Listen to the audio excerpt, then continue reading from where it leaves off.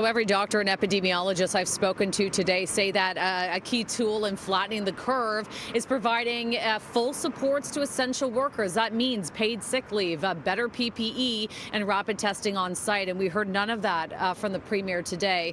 Things that we are hearing, though, are words like disaster and catastrophe from, health workers on the ground in hospitals. And even with these new measures, things are going to get worse before they get better. And many are saying that we're heading into the same scenario that doctors were facing in New York City and Italy during the first wave.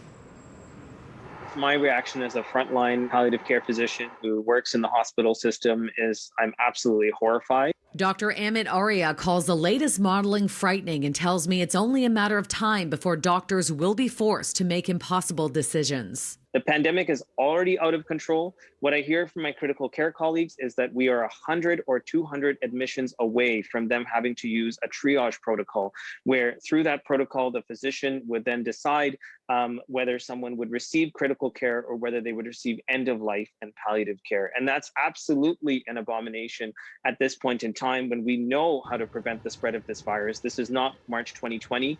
This is April 2021, and we have the vaccines in our freezers ready to go. So absolutely, we should take every measure possible right now to protect the lives of Ontarians.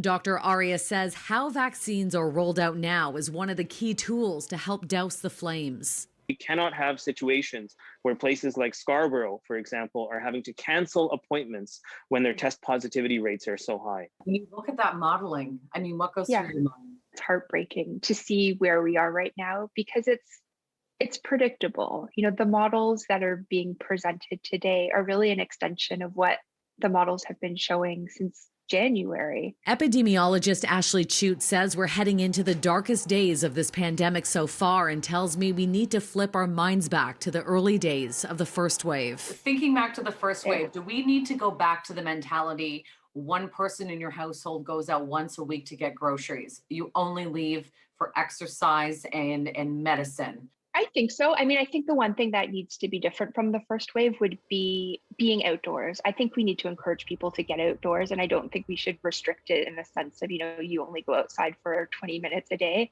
I think at this point, we know that being outdoors is low risk.